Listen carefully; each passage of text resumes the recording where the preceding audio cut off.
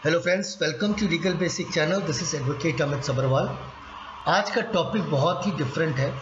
Different कैसे कि आपने देखा होगा, हम सब देखते हैं थ्रू वीडियो के थ्रू या किसी और के थ्रू, कि जब पेरेंट्स सीनियर सिटीजन की तरफ हो जाते हैं, जब वो 60 साल से ऊपर हो जाते हैं या उनमें से बहुत सारे काम से रिटायर्ड हो जाते हैं या उनका शरीर काम करना बंद कर देता है, तो बहुत सारे ऐसे जो उनके बहू है, बेटा है, जो उनके बच्चे हैं, वो उनका ध्यान नहीं रखते हैं, उनके साथ इल ट्रीटमेंट करते हैं।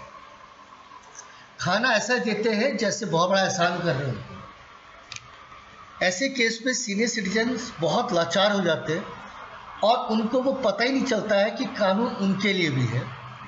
दूसरा, ये बात वो कभी भी अपनी सोसाइटी में ठीक से नहीं बोल पाते, क्योंकि उनको लगता है कि सोसाइटी में मेरी बदनामी होगी, मेरे बच्चों की बदनामी होगी। तो मैं आपसे रिक्वेस्ट करूंगा कि ये वीडियो देखने के बाद आप जितना हो सके शेयर करें और ये प्लीज़ आप अवेयर करें आपके सोसाइटी के अंदर कि सीनियर सिटीजन एक्ट 2007 होता क्या है और उनके फीचर्स क्या हैं और उनसे उनका बेनिफिट क्या है, जिससे उनको मदद मिल सके, जिससे उनको मेंटेनेंस मिल सके, जिससे वो अपना ज़िंदगी, जो बची कुछ ज़िंदगी है, वो अच्छे से गुजार सकें। चलते हैं नेक्स्ट स्लाइड पे। आज का टॉपिक है section 4, 5, 6, 23 and 25 of the Maintenance and Welfare of Parents and Senior Citizen Act 2007. Let's go to next slide. Section 4 of the Senior Citizen Act 2007 क्या कहता है, ये बताने से पहले मैं थोड़ा सेक्शन 2G का बारे में बता देता हूँ कि 2G of the senior citizen act 2007 क्या होता है। बहुत सारे ऐसे पेरेंट्स होते हैं या बहुत सारे ऐसे सीनियर सिटीजन होते हैं जिन्होंने शादी नहीं की या जिनके बच्चे नहीं हैं, तो ऐसे केस में एक लीगल हायर आ जाता है। तो उनका जो लीगल हायर होगा वो उनको मेंटेनेंस देगा। क्लियर है? वो उनको मेंटेनेंस देगा।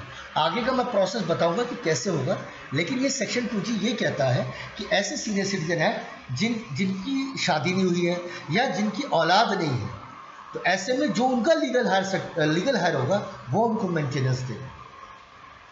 क्लियर है? अब चलते हैं नेक्स्ट पे। कौन से सीनियर सिटीजन है?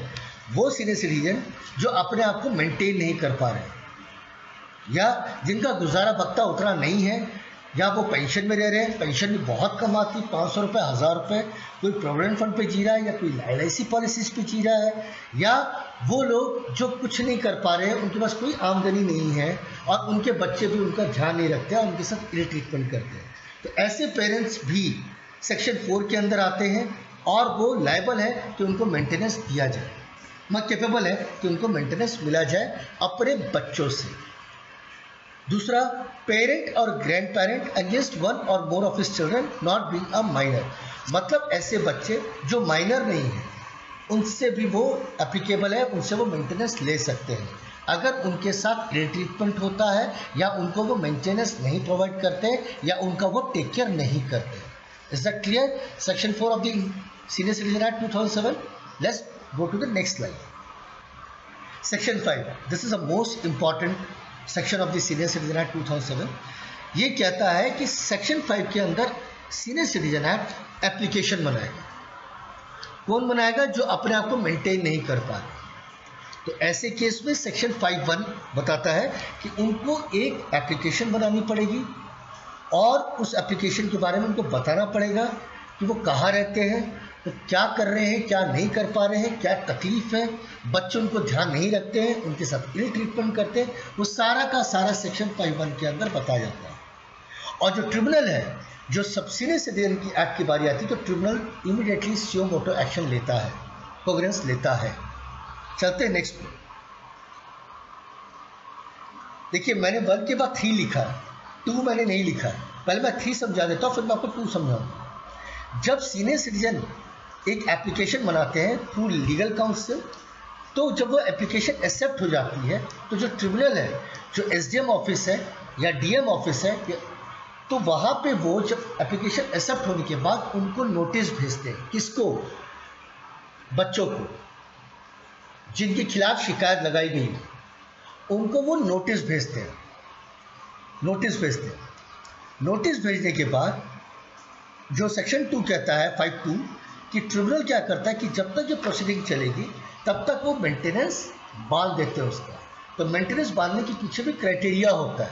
जब उनको नोटिस देख के बुलाया जाता है तो उनसे पूछा जाता है, उनसे डॉक्यूमेंट सबमिट कराए जाते हैं कि आप करते क्या है, आपका बैंक स्टेटमेंट क्या, आप कितना कमाते हैं। ये सारी चीज़ें होने के बाद ट्रिब्यूनल जो है, डिस्ट्रिक्ट मजिस्ट्रेट या सब डिविजन मजिस्ट्रेट ऑफिस, उनका मेंटेनेंस बांध देती है सीनियर सिटीजन। लास्ट में सेक्शन 4 कहता है, सॉरी सेक्शन 5 का सब क्लॉज 4 कहता है कि जब सीनियर सिटीजन एप्लीकेशन फाइल करता है एसडीएम ऑफिस या डीएम ऑफिस में, तो विद इन 90 डेज उनको एप्लीकेशन डिस्पोज ऑफ करनी पड़ेगी, मतलब 90 दिन के अंदर अंदर सुनवाई करनी होगी। कभी कभी 1-2 महीना एक्स्ट्रा लग जाता है विद सम रीजंस, कुछ सर्कमस्टांसेस ऐसे हो जाते हैं। तो ये आपको क्लियर है सेक्शन 5। सेक्शन 5(1) के अंदर मेंटेनेंस की एप्लीकेशन देने की, सेक्शन 5(3) के अंदर जो ट्रिब्यूनल है वो अपोजिट पार्टी को नोटिस भेजेगा। सेक्शन 3 कहता है कि जब प्रोसीडिंग चलेगी तब तक मेंटेनेंस बांधा जाएगा। सेक्शन सब क्लॉज 4 ये कहता है कि विद इन 90 डेज के अंदर अंदर उसके एप्लीकेशन को, जो सीनियर सिटीजन ने एप्लीकेशन लगाई है, उसको डिस्पोज ऑफ करना होगा। ये है। लेकिन अगली स्लाइड में मैं सेक्शन 5 का कंटिन्यूएशन बताऊंगा कि और इसके क्या फीचर्स हैं। पहला, जब एप्लीकेशन फाइल करता सीनियर सिटीजन तो जरूरी नहीं है कि सिर्फ वो अपने बेटे के लिए डाले। अगर उस घर के अंदर बेटा बहू दोनों रह रहे हैं और दोनों अच्छा कमा रहे हैं या दोनों इल ट्रीटमेंट करते हैं, तो वो दोनों को ही पार्टी बना सकते हैं। जरूरी नहीं है कि सिर्फ एक को ही पार्टी में। ये क्लियर है। दूसरा, क्लॉज 6 क्या कहता है कि अगर मान लीजिए सीनियर सिटीजन एक्ट के अंदर एसडीएम ऑफिस ने अंकल और आंटी को, सीनियर अंकल और आंटी को मेंटेनेंस बांधा कि 5,000 रुपये आप अंकल को दोगे, 5,000 रुपये आप आंटी को दोगे, और उनमें से किसी की डेथ हो जाती है, तो किसी की डेथ से आप मेंटेनेंस बंद नहीं करो, आप कर नहीं सकते, मेंटेनेंस आपकी चालू रहेगी। यह है section 5 sub clause 6। Sub clause 7 क्या कहता है कि जिस दिन से मेंटेनेंस अवार्ड पास हुआ है, आप डेफिनेशन पढ़ लीजिए, मैं वही बोल रहा हूँ, जिस दिन से मेंटेनेंस पास हुआ है, जिस दिन सीनियर सिटीजन ने, 2 ऑप्शन है, जिस दिन सीनियर सिटीजन ने एप्लीकेशन डाली है, जैसे मान लीजिए 1 जनवरी 2022 को सीनियर सिटीजन ने वकील के थ्रू एप्लीकेशन डाली उस दिन, और अवार्ड पास हुआ, इंटरिम मेंटेनेंस का अवार्ड पास हुआ 1 अप्रैल 2022, तो 4 महीने से, माने जिस दिन से एप्लीकेशन डाली गई है उस दिन से मेंटेनेंस बंधेगा। यानी मान लीजिए 5,000 का मेंटेनेंस बंधा है, तो जनवरी, फरवरी, मार्च, अप्रैल 4 महीने का पहले आप एरियर दोगे उनको। या फिर जो ट्रिब्यूनल है वो ये कर सकती है कि जिस दिन से ऑर्डर पास हुआ उस दिन से मेंटेनेंस देना होगा, लेकिन केस टू केस बेसिस है। यह है सब क्लॉज 7। दूसरा, सब क्लॉज 8 कहता है कि अगर ऑर्डर पास होने के बाद, जब ट्रिब्यूनल ऑर्डर पास कर दिया कि 5,000 रुपये मेंटेनेंस देना है, और अगर जिसके खिलाफ ऑर्डर दिया, चिल्ड्रन या रिलेटिव, जो भी अपोजिट पार्टी था, अगर वो मेंटेनेंस नहीं देते या वो एरिया क्लियर नहीं करते, तो ऐसे केस में उनके खिलाफ एक्शन लेती है ट्रिब्यूनल। वारंट निकाला जाता है और उनको फाइन भी लगाया जाता है, या फिर उनको जेल भी जाना पड़ सकता है। यह है सेक्शन 5 क्लॉज 8। क्लियर है। चलते नेक्स्ट लाइन पर। Section 6 of the senior citizen act कहता है कि ज्यूरिसडिक्शन, कहाँ पे सीनियर सिटीजन केस दाखिल कर सकते हैं। एक, जहाँ वो रहते हैं या जहाँ पे वो लास्ट रहे हैं। दूसरा, जहाँ पे उनके बच्चे या रिलेटिव रहते हैं। क्लियर हो गई बात। ये 2 ज्यूरिसडिक्शन है। एक है कि अगर उनके बच्चे बाहर रहते हैं, इंडिया से बाहर रहते हैं, तो ऐसे केस में ट्रिब्यूनल जो है समन सर्व करवाती है। क्लियर है। लास्ट नॉट द लीस्ट, अगर जब समन रिसीव हो जाता है, बच्चे जब आ जाते हैं, तो ट्रिब्यूनल कोर्ट जो एसडीएम ऑफिस है या डीएम ऑफिस है, वो कभी ना कभी मैक्सिमम केस में ये केस को रेफर कर देती है कंसिलेशन ऑफिसर के पास। कंसिलेशन ऑफिसर क्या करता है, वो बेसिकली एक तरह का एक न्यूट्रल थर्ड पार्टी होता है जिसको सरकार ने अपॉइंट किया होता है। अगर वो दिखता है कि दोनों के बीच में जो डिस्प्यूट्स है, एक पेरेंट के अंदर, एक बच्चों के अंदर या रिलेटिव के अंदर, उस डिस्प्यूट को वो सॉल्व करने की कोशिश करता है कि क्या प्रॉब्लम है इन दोनों के अंदर। प्रॉब्लम हो सकता है सॉल्व हो जाती है तो सीनियर सिटीजन के अंदर और जो जिसके खिलाफ केस डाला है उन दोनों के बीच समझौता अगर हो जाता है तो ट्रिब्यूनल वो केस वापस विड्रॉ करा जाता है। अगर समझौता नहीं होता है फिर मेंटेनेंस की बात आगे चलती है। तो that is the section 6 of the senior citizen act 2007। Clear है कॉन्सेप्ट आपको? Section 23 of the senior citizen act 2007 क्या कहता है? देखिए, मान लीजिए एक सीनियर सिटीजन है, उन्होंने एक गिफ्ट डीड बना ली बच्चों पे जिनको देना चाहते हैं, मान लीजिए अपने लड़के को दे दी,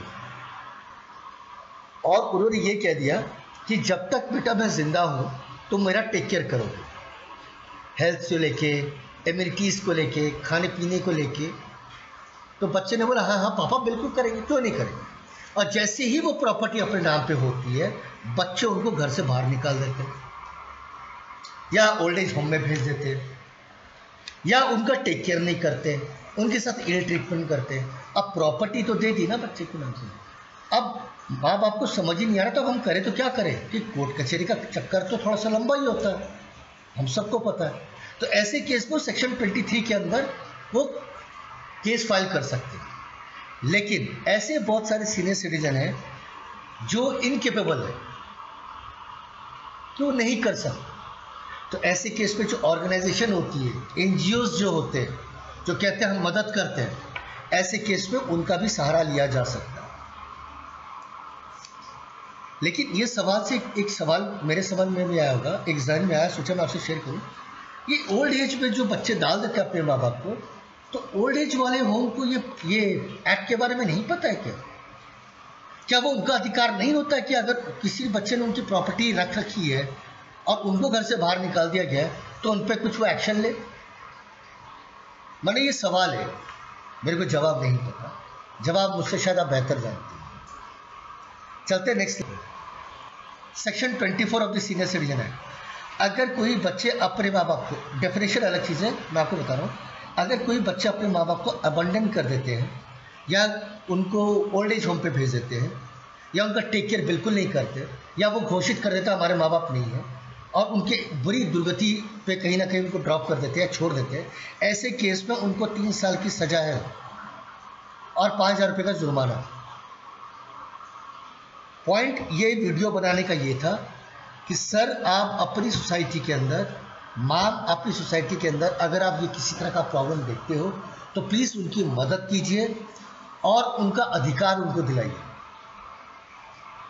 अब आज की डेट में किसी की लाइफ में इंटरफेयर तो नहीं कर सकते, लोग लड़ने ही आ जाएंगे यहाँ पे, तो किसी ना किसी मोड के थ्रू, एनजीओ के थ्रू, पुलिस के थ्रू या थ्रू एडवोकेट्स के थ्रू प्लीज़ उनकी हेल्प करने की कोशिश कीजिए। आई एम श्योर आप मेरी बात से सहमत होंगे और आपको मेरा वीडियो अच्छा लगा होगा, और इस वीडियो को आप शेयर कीजिए और प्लीज़ लोगों तक पहुंचाएं और उनके राइट्स के बारे में बताएं, सीनियर सिटीजन के राइट के बारे में। Till then, wishing you the luck, have a good day and take care of yourself.